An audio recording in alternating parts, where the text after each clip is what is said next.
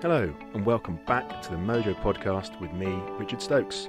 It's great to be back. There has been a little gap since I had my last interview guest. I hope you enjoyed the values toolkit that I put out a couple of weeks ago. The feedback has been fabulous from that, so thank you very much. I hope you got some great learning from it, and there will be more of those toolkits to come. But part of the reason for the little gap in having guest interviews is I've been meeting people and having some amazing interviews, 4 fabulous interviews actually since my last episode or guest episode came out. So I am madly editing those as we speak, and they'll be coming out every Monday now, weekly, for at least the next month or so. So there's going to be episodes on how kindness is a business superpower, and in fact right now being kind is just so important. It always is, but it just feels especially so now.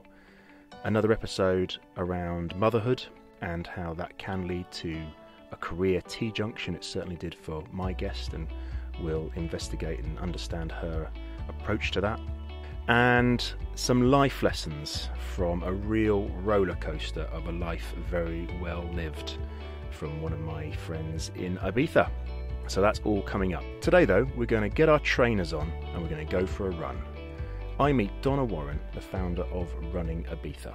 This is her story of how finding running, relatively late in life perhaps, allowed her to discover her mojo for the first time following the birth of her daughter. Donna is open and incredibly honest with her story.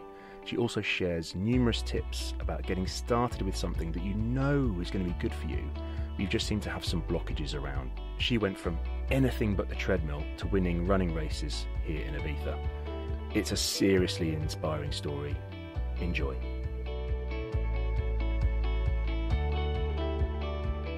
So today on the Mojo podcast, I am in motion, as you can probably tell. I'm walking down by the Santa Eulalia River in Ibiza, and I'm joined by today's guest, Donna Warrren from Running Ibiza. Hello, Donna. Good morning. And how are you on this fine day? Very good, thank you. Yeah, very good start to the day. Very high mojo.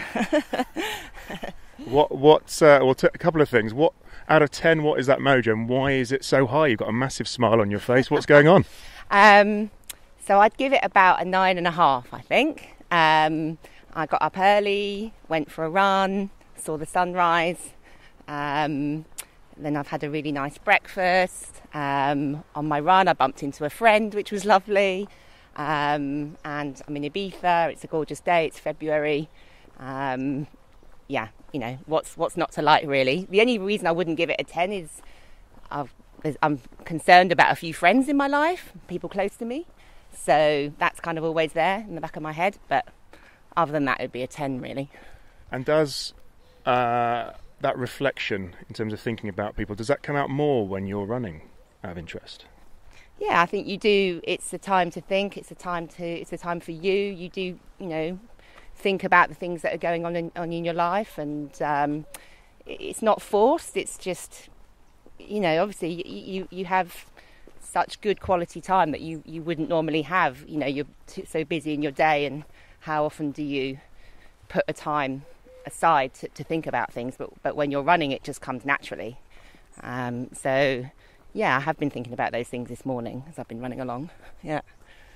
And when you, and this is a question I ask everybody, when you think about mojo, what does that mean to you specifically? It means that you are in the right kind of mental and physical state to be able to give your best shot at things. So whether that's your day, everything that comes up in the day, whether that's good, whether that's bad, you know, just being in the right place both mentally and physically to be able to tackle whatever comes up in your day.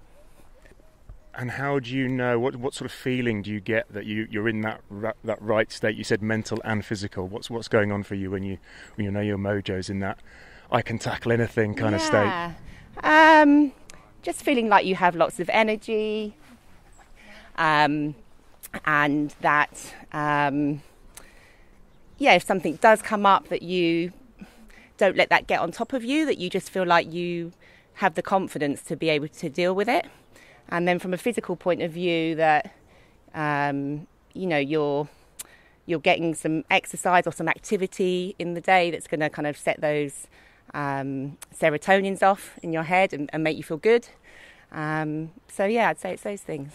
So triggering those happy chemicals in the head really helps with the Mojo. Yeah, excellent. Definitely. So we have been walking. This is a bit of a first actually for the Mojo podcast. We continue to walk and talk, and hopefully you get a bit of a sense of where we are. We've not done anything too strenuous, No. but we are about to go down what looks like more of a tricky little path. Yeah. So I'm just going to pause this for a while, and we're going to find a new spot, and we'll be back with you very shortly. Okay, so we have just negotiated a little bit of the coastal path in Ibiza that is single track only. Wouldn't have made for a great interview position, but we're now settled right by the sea. You can probably hear the lapping of the gentle waves under a palm tree, quite comfortable in the sun. Yeah. This feels okay? Yeah, pretty good. Yeah, very lucky, aren't we? Very lucky. I was talking to someone yesterday just about gratitude, actually, and having those moments of that realisation and calling it out that you're lucky and you're very grateful for everything. I think it's really important. So Donna, tell me, we're going to talk a lot about running. Yeah. And thank you for joining as a guest, because I'm just exploring lots of different routes to Mojo, I guess. And you've talked just there in the beginning about what Mojo means to you and the serotonin, the happy chemicals that sort of come from running. But what attracted you to running in the first place? Initially, the fact that I could exercise as soon as I left my front door, so it was time efficient and cheap, because all you need is some trainers really. Because the first time I tried running was a few months after my daughter was born, and I'd put on a lot of weight. I needed to lose weight, get fit, and I thought that was the most effective way of trying to do that. The first time I went out for a run, I went out for 10 minutes. I had to stop 3 times, and I probably covered about half a mile. I mean, I couldn't run. And I did continue to try running, but after a few months, I gave it up. I wasn't any good at it. So, but that was what initially attracted me to running. But then when I really started running properly, it was just a happy coincidence, really. It wasn't something I'd planned. So the story is that I had separated from my husband, but we were still living in the same house, and I had my daughter. She was a baby, and just in order to get out of the house in the evening, I would put her to bed, and then I would go to the gym just to get out of the house. And it wasn't planned, but it just meant that I got fit, lost weight, broke bad habits of sitting in the living room every evening snacking. So it was just a really positive thing that happened by chance, really. And I remember going to the gym, and when you join a new gym, the gym instructor sets you a program. And I said, I'll do anything in the gym, but I won't run. I don't like running, so don't put me on the treadmill. And he said, okay, well, let's start with the treadmill. And he set me like a 20-minute program of walking and running. So I think it was like 3 minutes walking, 2 minutes running 4 times. And that's how I started. And I remember the first time that I managed to actually, and he said, gradually decrease the walking and increase the running, which I did. And the first time I was able to run 20 minutes on a treadmill, I was just elated, And then there was it was kind of a perfect storm, really, some other things going on. So my brother started running. I got a new job where I was on a team with a runner. So then I got fit going to the gym and not being sat at home every evening. And then when I tried running again, I found, to my surprise, I could run. And then I carried on. My brother encouraged me to enter some races, and, I got quite hooked, really. So, and that's when I sort of discovered that I had my mojo, really. And I feel that until that point, I probably had never really had my mojo. I'd never really kind of been the best person I could be. Sounds a bit corny, but, that's kind of what I felt. To go back, I'd say that my childhood didn't really give me the best kind of emotional foundations to be the best person I could be. I was bullied at school. At the age of 11, I was abused by a close family member. My father was around but very uninterested in the family, and my brother used to, he's quite cruel. He used to either hit me or tease me on a daily basis, particularly about my weight, and that's something that stayed with me. And my mum's way of dealing with that was to tell me to ignore him, which was very difficult, of course. So I feel that I think two things helped me to really discover my mojo. One was that I made the decision to end my marriage, which, was a brave decision, but I was determined not to do what my mum had done, which was that, she'd stayed in an unhappy marriage until I was in my 20s. So that was the first thing that really gave me my mojo. And the second thing was discovering running. And it changed everything, really. It changed, I entered adult life, I guess, lacking confidence, very unsure about myself. I hadn't gone to university just because, not through lack of ability, but because it was just something that people in my family didn't do. It wasn't part of our kind of experience. So even at work, I was working for a great company, but I lacked confidence because everybody else had a degree. I didn't have a degree. I was just a completely different person to the person I am today. Very unsure of myself. And running, gave me that confidence, not just physically, but mentally as well. I think people get the physical benefits of running. It's quite obvious, but the mental benefits for me are what are so amazing. Yeah. Firstly, thank you for sharing, all of that story of how you got to running and what it's done for you and what you've conquered along the way. Incredible. The fears of that first time going out, and then the confidence it's given you, and I think a sense of control, maybe a couple of things definitely. In your life. Yeah. You mentioned there as well. So, thank you for bringing all that to the podcast. And you talk about, so you've obviously been through, this is what it's done for me. Yeah. Has this now turned you into some kind of an advocate, an ambassador for running for other people? Yeah, I get very evangelical about running. I think, the things it brings you, or what it's brought me, are, firstly, you're part of a community, and friendships is what it brings you. It's a very social activity. I guess people see people out running on their own, but, it's brought me so many friends. My number one piece of advice for someone that wants to take up running is to join a running club. Or, a running group. So if you're in Ibiza, we have a running group, you can join that group. I think people get the fear about joining running clubs. They assume that everybody there is a fast runner, eats clean, doesn't drink, etc. But that's just not the case. I belong to a couple of running clubs in London where, a lot of the members would tell you that they belong to a drinking club with a running problem. They're incredibly social, and, most running clubs will have several training sessions a week. You'll go along, you'll chat most of the way round. One of the things that when you start running, you need to make sure that you can talk while you're running. Otherwise, you're running too fast and you won't be able to keep it up. So, if you go along to a running club, you'll find someone at your pace. However fast or slow you are, don't think that you're not fast enough to join a running club. It's not true. And most running clubs will have either like a beginner's program, a couch to 5K type program. So if you can't run at the moment, join that part of the running club first, and then once you've done that program, then you join the main running club. Most running clubs in England cost, £20 for the year, £30. It's nothing. So it's, I think people put up a lot of barriers and think that they can't run, but unless you have a disability or a real problem with your knees or your back, it's a mental barrier, and you can run if you decide you want to. Really, as you proved. Yeah, you exactly. say that the first experience of yours going out and like 10 minutes or not being able to run or stopping 3 times in 10 minutes. Yeah. So that's very heartening to hear. Yeah.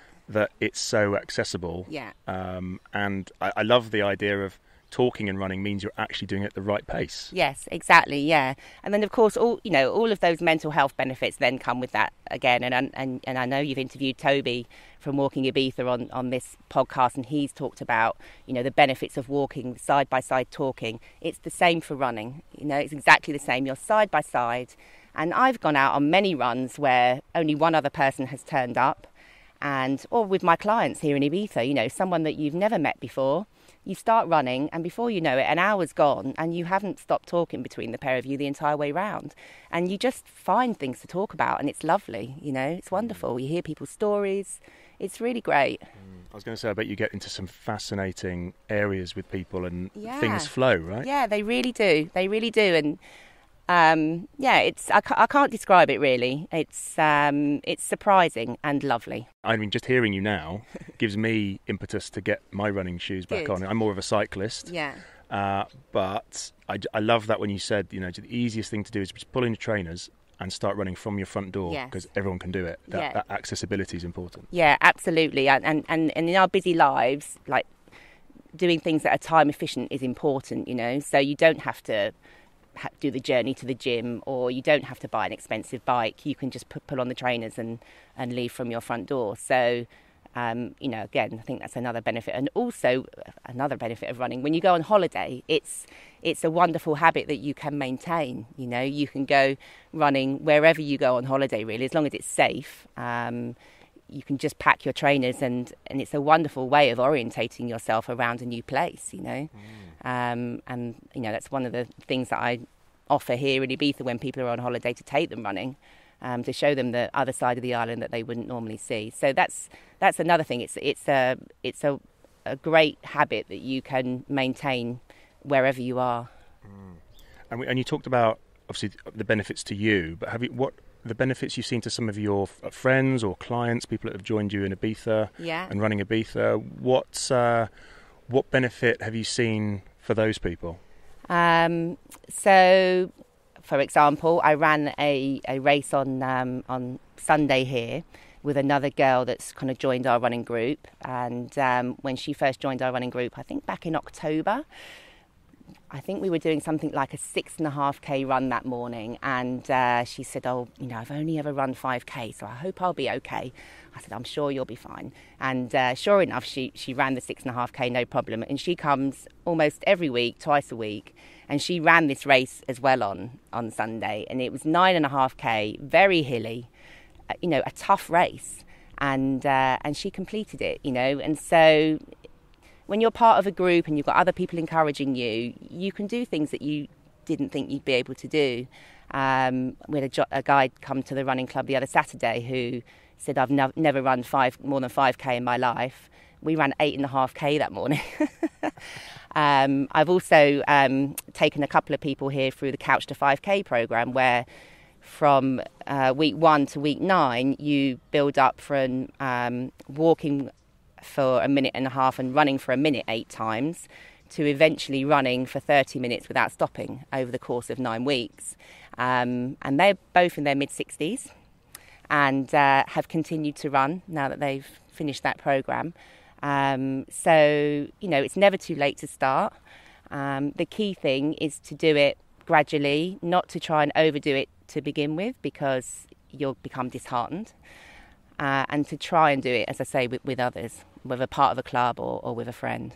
And that bit, I think you talk about sort of breaking it down a bit, not trying to literally run a marathon before you can walk. Sounds like really solid advice, because I guess a lot of people say, right, I've signed up for, say, the London Marathon, the New York Marathon, and that seems a huge endeavour.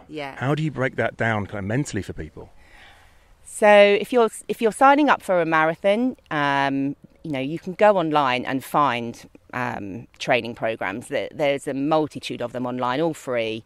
Generally, it takes 16 weeks to train for a marathon. So you need to make sure you've got plenty of time. So don't try and train for it in 2 months.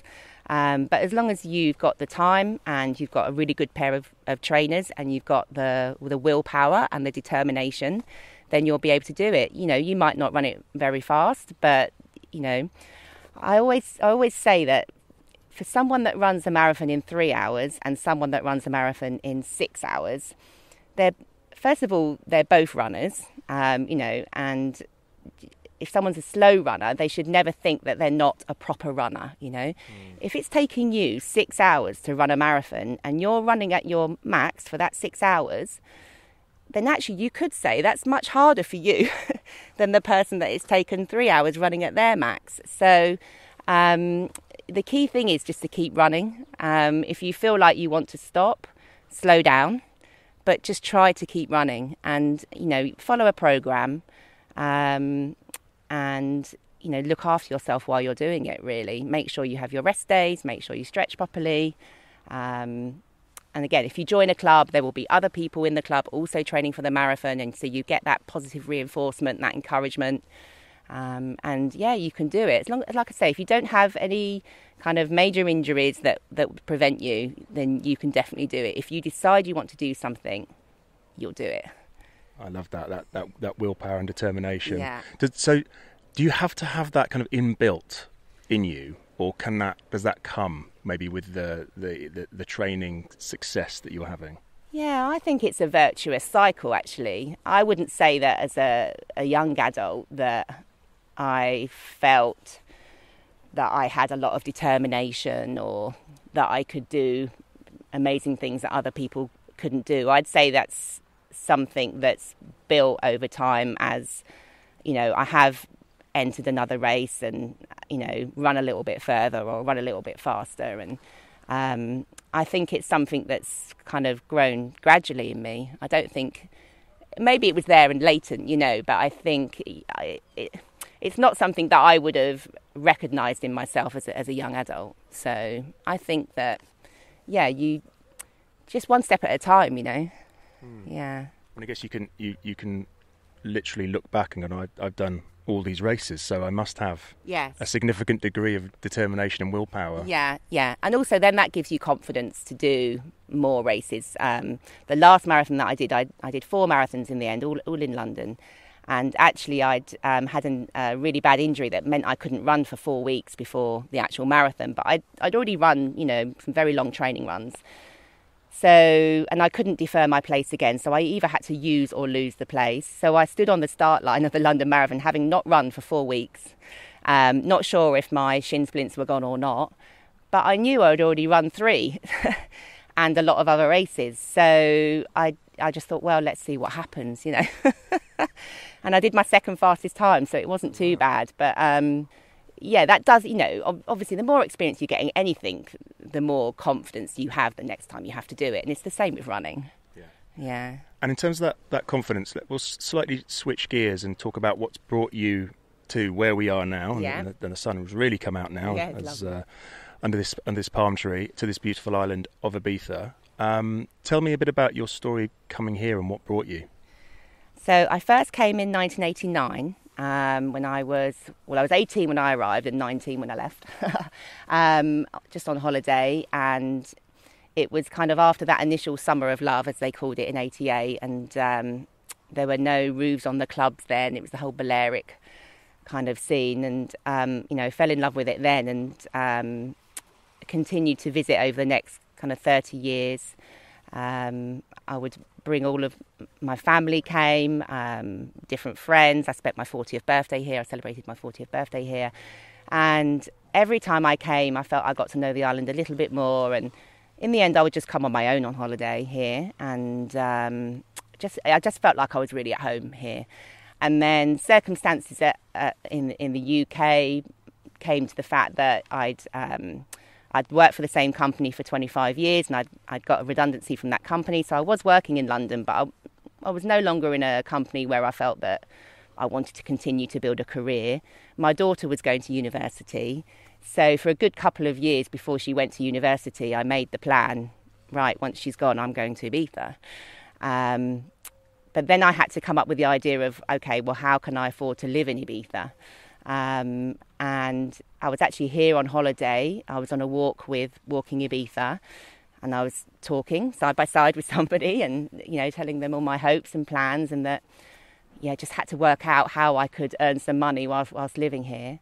And I came up with the idea to set up the running company. I'd been on some running tours in London, and I thought, actually, I could do that. You know, I have transferable skills. I'd worked for Coca-Cola for 25 years. I'd worked in customer-facing roles.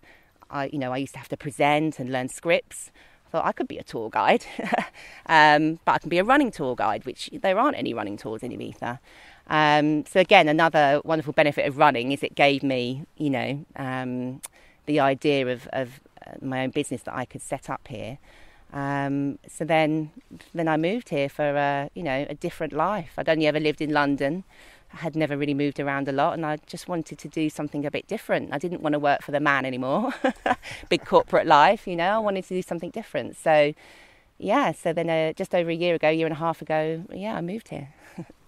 Wonderful. And I love that a form of movement, I know it was a walking tour at the time, gave you that headspace to vocalise, almost manifest this idea that came through, and that your passion has now formed your, I don't want to say career. Is it a career, or is it your business? Your business? Yeah, my business. Yeah, it has. And it's not I have 4 jobs actually. So I think there's a lot of people in Ibiza. You have a portfolio career. That's right. So I've managed to keep hold of some of the work that I was doing in London. So I work remotely a couple of days a week, which is, a good steady income. So I've been very fortunate being able to do that. And I would suggest anyone thinking about making a move, if you can keep hold of some work, contract work or whatever that you can do remotely, even if it's just a day a week, a couple of days a week, then that's a really good thing to try to do before you leave the place where you're currently well established. And then also I've, again, used those transferable skills. So I have my own running business here, Running Ibiza, but I also work for Walking Ibiza as a walking guide and Ibiza Food Tours as a food tour guide. And clearly those skills are transferable between those 3 jobs. So,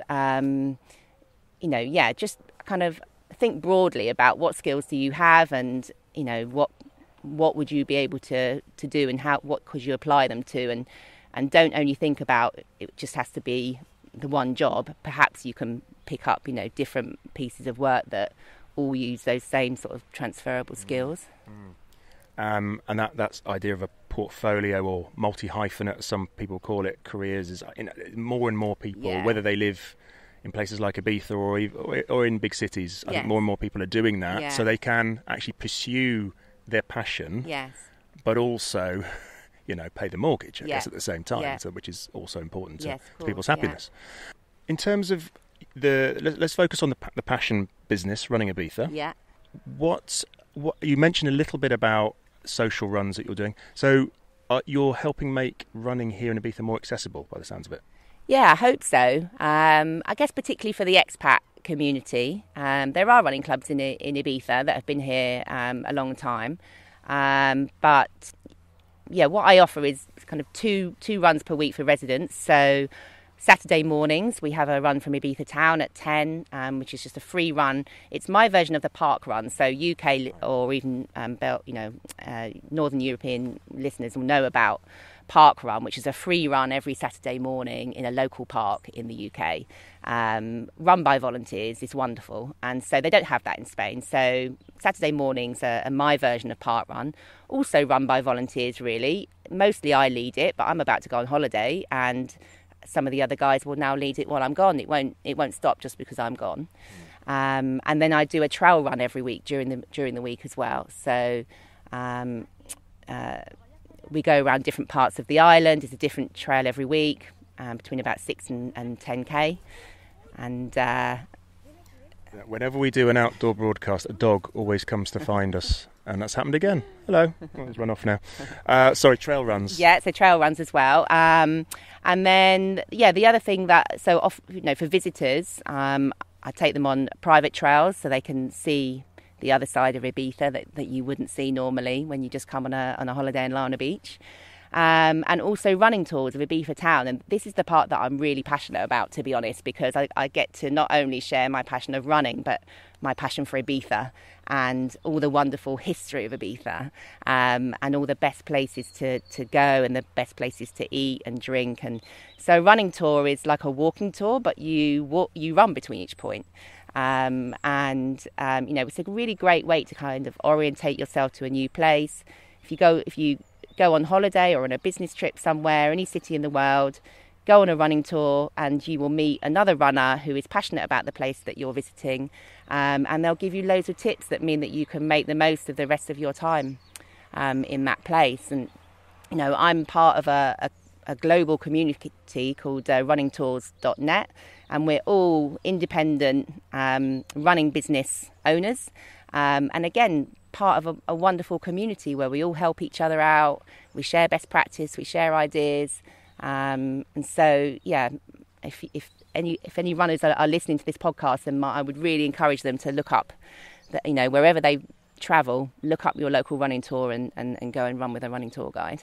It sounds like just a fabulous way to see, a city you visit, but I'm just thinking back, and I mentioned I don't do an awful lot of running, but when I was in London, I'd have loved to have done some runs around, the city of London, hear a bit more history that you just don't know, and treat your own city like a tourist in a way. Yeah, that's how I discovered running tours. So I went on a run with a wonderful company called Secret London Runs, and as a Londoner, born and bred, I learned loads of stuff about my history, about the history of my city.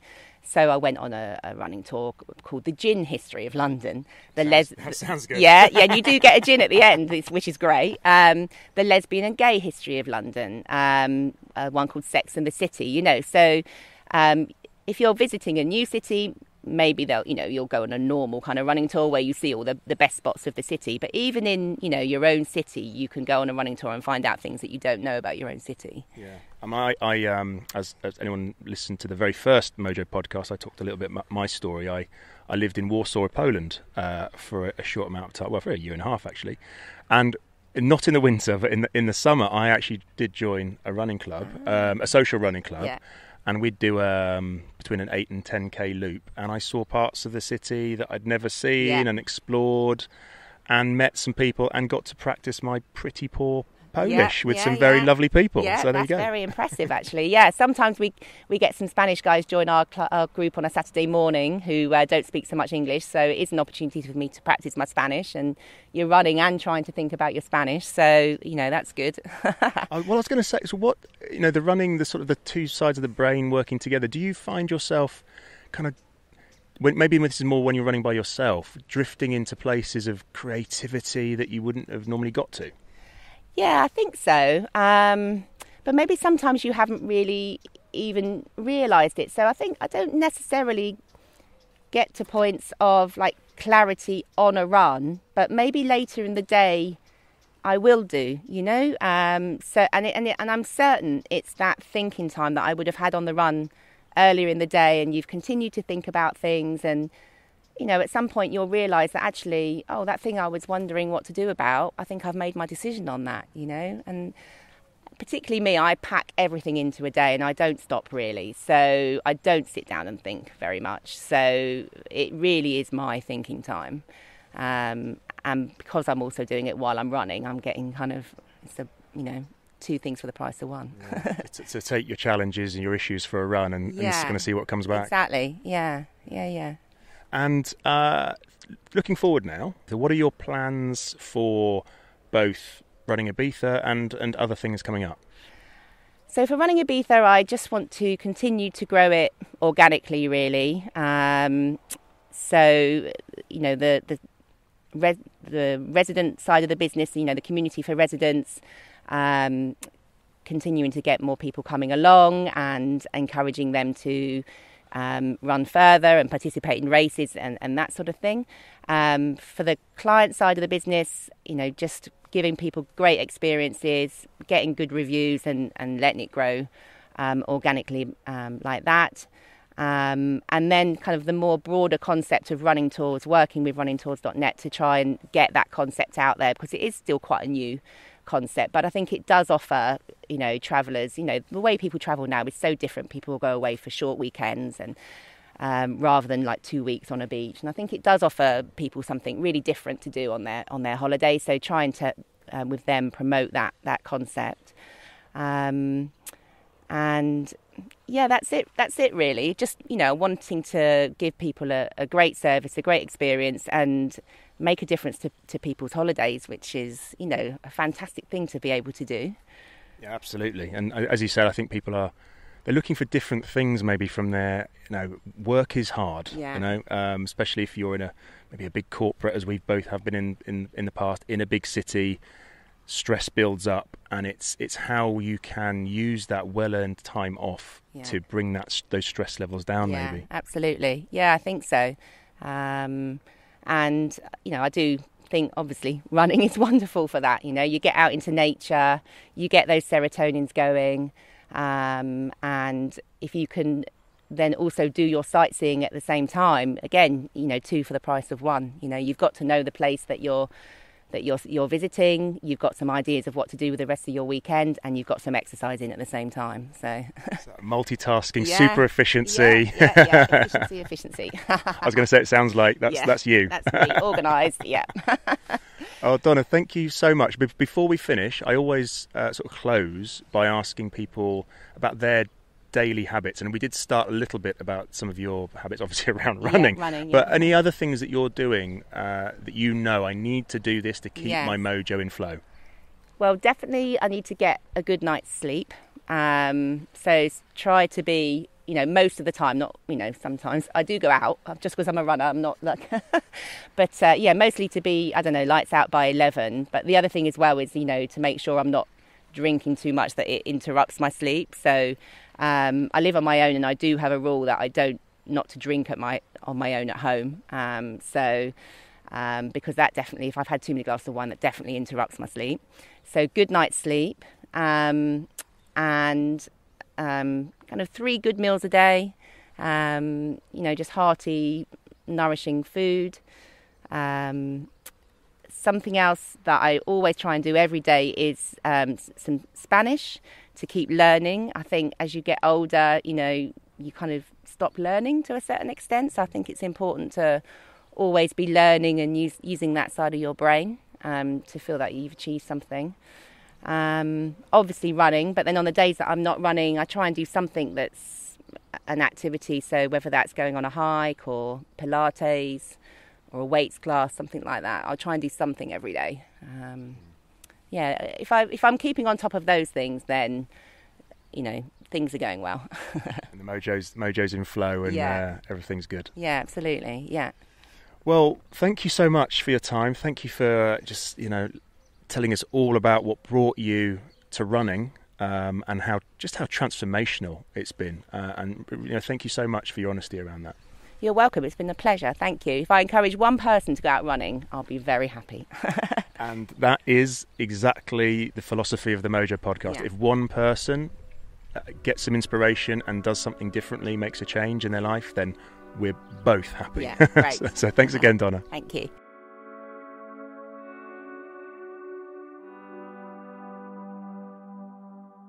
So there we go. I promised you a really inspiring story, and I just loved that conversation with Donna, and just so many takeouts from it. Obviously, there's lots in there to apply directly to running and getting your trainers on and getting fit. But of course, as often, there are so many lessons from sport that can be applied in everything that we do in life, and some takeouts from me. So there's so much in here about the benefit of being in a good group, a tribe, to help you conquer something that you have some fear around. Taking things step by step, being that training for a marathon, or even starting your own business, or making whatever change. Making small change is the key to big leaps forward. And this sense that you really can develop willpower and determination. You don't have to be born with it. You can develop these strengths and really make those superpowers for you.